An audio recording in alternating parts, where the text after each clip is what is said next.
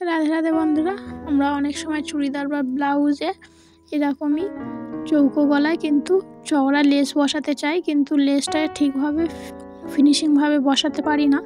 তার জন্য কিন্তু এই ভিডিওটা দেখলে কিন্তু খুব সুন্দরভাবে ফিনিশিংভাবে লেস বসাতে পারবে।